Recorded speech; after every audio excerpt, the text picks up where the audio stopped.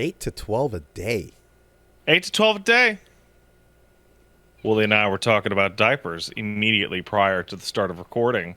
He asked me, "Hey, what's the burn rate on diapers for a baby?" 8 to 12.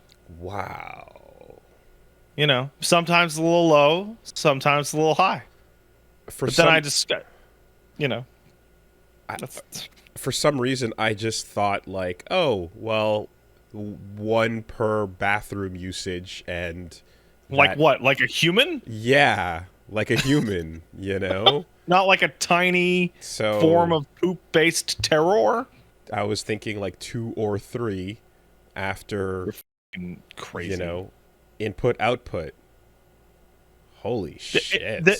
Dude, the babies have food every 2.5 to 3 True, hours. true. Um, But it comes out at equal rates, I suppose. It's yeah. So the like, no one talks about the output. when we were in the hospital, there's a big chart on the wall, and the chart was like, okay, day one, you should have this many wet diapers and this many poopy diapers. And then day two, you should have this many, and then you build up to about 8 to 12. And like, it's not bad. Like, changing a diaper is overrated in terms of difficulty, right? Now, the fucked up blowout nightmare diapers I've managed to dodge, and so is Paige.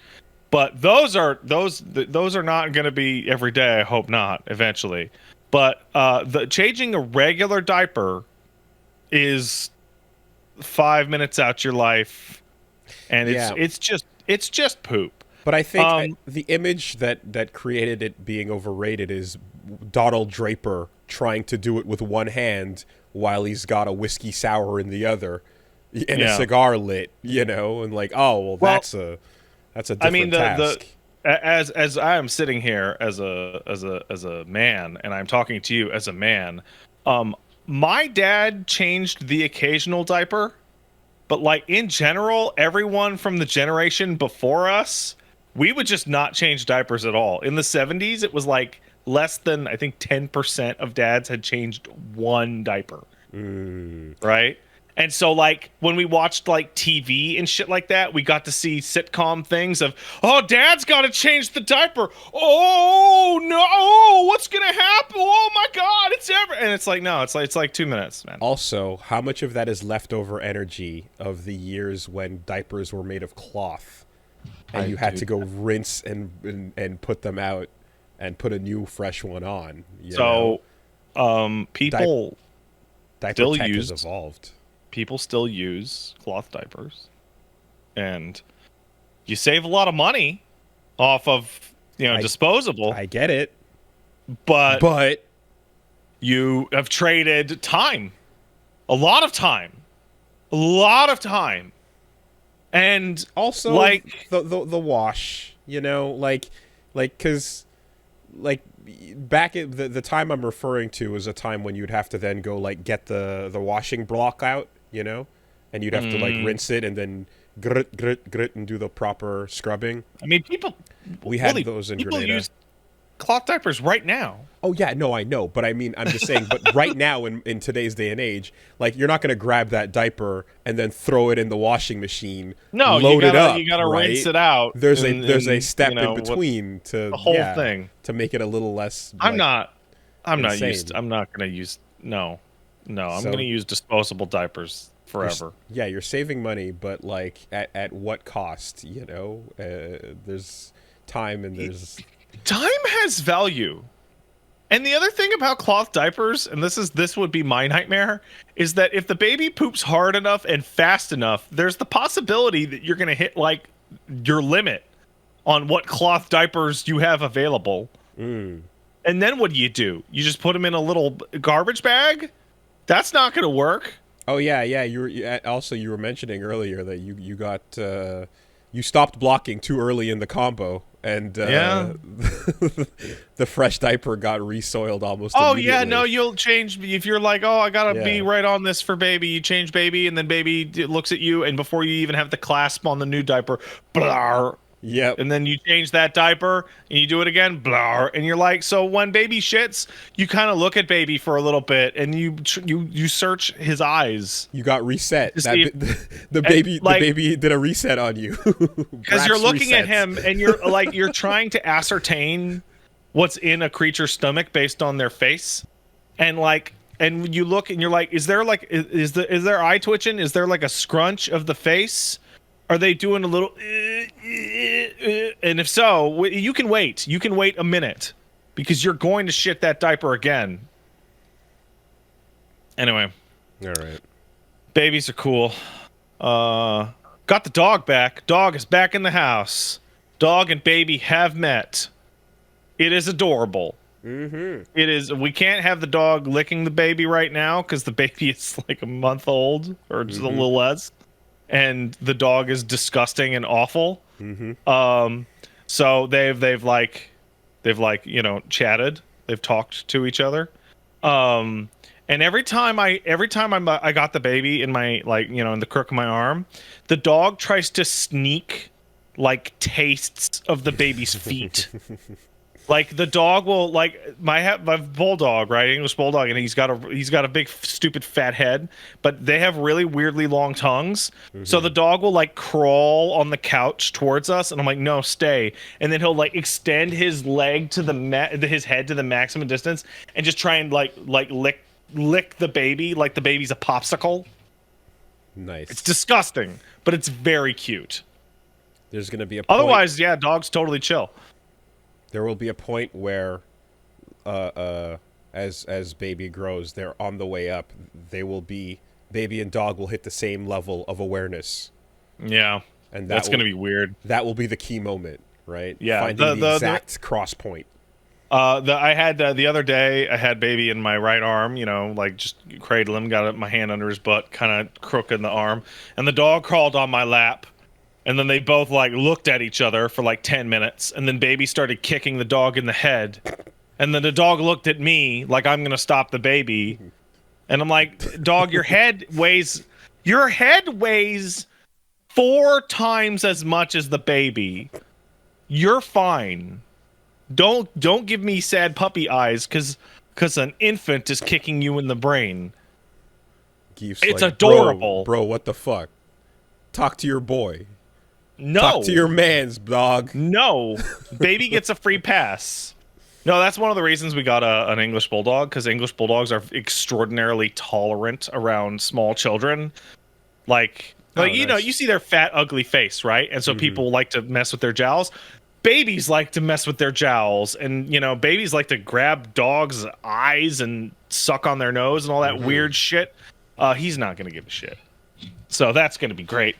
The only worry I have with the dog and the baby is that have you ever taken care of like a 1-year-old or a 2-year-old and like you give them like fucking Cheerios, on the high chair, and then you can distract them with the Cheerios and shit? Yeah. So you know what babies do?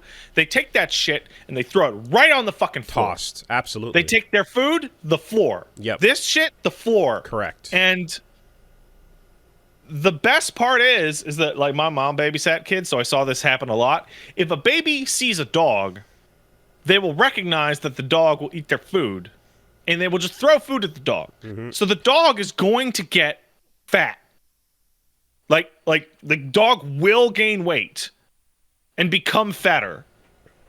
It's like dogs don't need to steal food from baby. Baby will gladly hand food to dog. Yeah, no, the high chair to ground pipeline is quite complete, and there will be congress between the two. Yeah. There will be an agreement. Good luck. So luckily, like Zangief's like actually like pretty thin for an English bulldog. So if he gets a little chunky, then he'll just get a little slower. It's a little slower. Let's see. That's what's going on with Pat's life. Is that dog and baby coexisting happily. Cool. That guy, I gotta say though, like be it like sitting on the couch, like with like your infant, and then your big fat dog is on your lap, and you're like fully trapped, like fully trapped. Like I wouldn't be able to pull the dog off me with the one arm, right? Feels good, man. Okay. and then the cat comes to bug you, and you're like, I'm just awash in children right now. This is good. Yeah, just to rewind a bit, you said he's thin for a bulldog? Yeah. That's wild. Yeah, no, Zangief. You've seen video, Yeah. you've seen photos. He is thin for a bulldog. He is 75 pounds. He could easily get to 100 if I just let him eat whatever he wanted. Bulldogs are hard to keep thin. They're hard to keep thin because they'll eat until they die.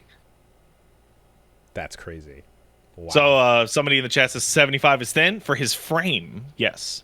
My bulldog is actually quite tall and long and shouldered for an English bulldog. He's like a good 30% larger than your average dog, but people let him get super fat. Well, you calling him a chonker, and here he is practically being a runway model. Like the main thing is like if you're supposed to be able to feel your dog's ribs. Okay. Yeah. Right. Dog fat is not the same as people fat. If you could feel my ribs right now, Woolie, I'd first tell you to stop. But secondly, I would be like, I should get a fucking hamburger. That's too much, right? But you're supposed, so I can feel Geef's ribs. They're in there. They're a little bit under here, but I can feel them. But people are like, no, man, dogs are supposed to have the same body proportion as a human. Like, no, they're not. That's too much. Yeah, I mean, well, it's also breed dependent, right? Like greyhounds are nothing but ribs. Yeah, right? They look like they're made out of fucking glass and timber. Yeah, I mentioned it not long ago, but like I have access to ribs now when I lie down. I'm like, oh, there they are. How about that? Oh, really? Yeah, when I'm lying down, like I'm like they stick out and they protrude, and like I can. That's the most cool. It's kind of weird. It's that like I'm like I've literally never had that in my entire life. It's very weird. Never. I've never had it either. First time I can ever think of that I've had that. So that's cool, man. Ribs unlocked. Good for you. I do have bones. I can confirm firsthand. And yeah, I think this week is gonna be should be the end of the program. So I'm going in for the final like scans and MRIs and running tests and everything like that. But the conclusion all right, and then of the arc, right back to sugar. Like nothing happened. Actually, my at this point, I've been eating sugar regularly. I've been having just like a fairly balanced intake of everything. And yeah, it seems as if like my body is like used to burning whatever the fuck I put in it. It like the engine's going. Coal has been shoveled into the flames, so that's nice. Yeah, I guess after this point, it's like you are released, do what you will, and now I have to kind of figure out how to Don't fuck it up. Don't fuck it up, exactly. How to take what you've learned, apply it to the real world, and don't fuck it up. But I think I've already kind of mostly figured it out, so should be cool.